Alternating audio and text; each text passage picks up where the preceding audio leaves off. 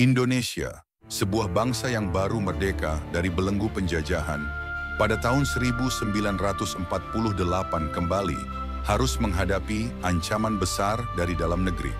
Bukan dari kolonial, melainkan dari anak-anak bangsa sendiri.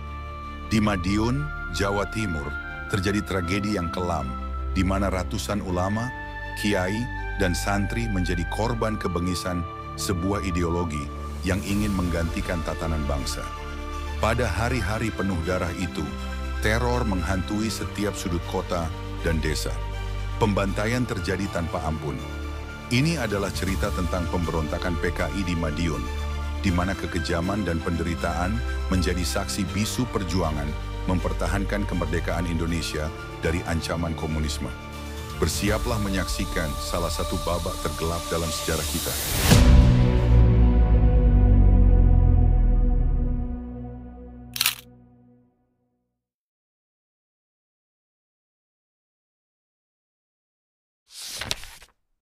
Pada bulan September 1948, Indonesia yang baru saja merdeka masih berjuang untuk menjaga keutuhan bangsa.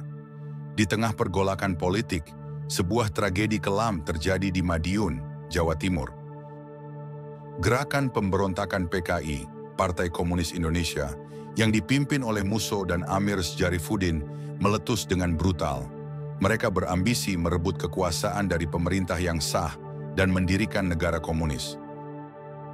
Dalam usaha tersebut, PKI menargetkan kelompok agama, terutama para ulama, kiai, dan santri. Dalam tragedi ini, ratusan nyawa melayang di tangan pemberontak yang tidak segan-segan melakukan pembantaian demi mencapai tujuan mereka. Pada pertengahan bulan September, PKI memulai serangannya di Madiun. Gerakan ini dipimpin oleh Musso, seorang tokoh komunis yang berambisi membawa Indonesia ke dalam cengkeraman komunisme internasional. Dia bersama Amir Syarifuddin menyusun rencana matang untuk merebut Madiun sebagai basis awal pemberontakan. Dengan cepat, pasukan PKI menguasai beberapa wilayah strategis di kota itu, melakukan intimidasi dan kekerasan terhadap siapapun yang dianggap menghalangi jalan mereka. Para ulama, kiai, dan santri segera menjadi target utama mereka. Rumah-rumah ibadah dirusak, sekolah-sekolah agama ditutup, dan pesantren-pesantren dijadikan markas para pemberontak. Pada malam yang mencekam, sebuah pesantren besar di Madiun diserang oleh pasukan PKI. Para pemberontak yang dipersenjatai dengan senjata api dan parang mengepung pesantren itu, menangkap kiai dan ulama yang ada di dalamnya. Mereka dianggap sebagai musuh karena suara mereka yang lantang menolak ideologi komunis. Para santri yang masih muda dipaksa menyaksikan penangkapan guru-guru mereka. Tanpa perlawanan berarti, para ulama ini digiring dengan tangan terikat, sementara santri-santri yang ketakutan bersembunyi, menyaksikan dari celah-celah pintu. Para ulama yang ditangkap PKI kemudian dibawa ke markas mereka untuk diinterogasi. Di sana mereka diperlakukan dengan sangat kejam. Para pemberontak mencoba memaksa ulama-ulama ini untuk menyerah pada ideologi komunis dan meninggalkan ajaran Islam. Namun sebagian besar menolak dengan tegas.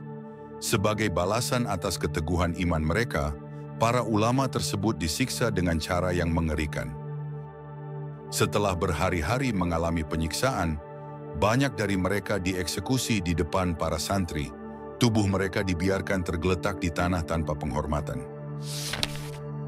PKI tidak hanya menargetkan para ulama dan kiai, tetapi juga masyarakat yang dianggap sebagai simpatisan pemerintah Republik Indonesia.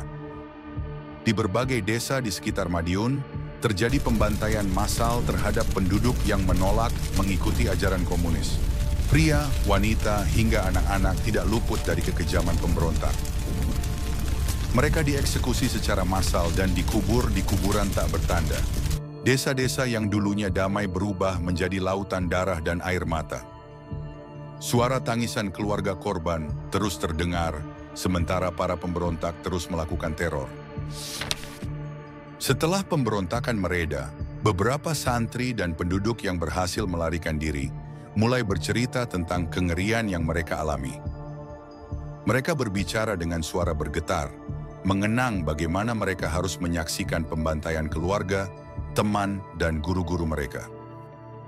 Beberapa di antara mereka bersembunyi di hutan selama berminggu-minggu tanpa makanan dan hanya berbekal air sungai. Kesaksian mereka menjadi bukti nyata dari kekejaman yang dilakukan oleh PKI. Setelah berhasil menguasai Madiun, PKI menjadikan kota ini sebagai markas besar mereka. Setiap sudut kota dihiasi dengan bendera merah berlambang palu arit.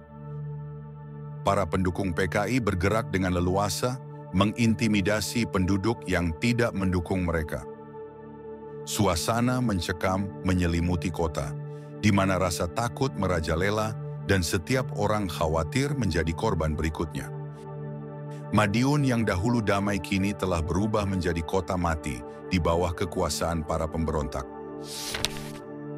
Setelah pasukan Republik Indonesia berhasil merebut kembali Madiun, mereka menemukan bukti-bukti kekejaman yang dilakukan oleh PKI. Di berbagai titik ditemukan kuburan massal yang mengerikan.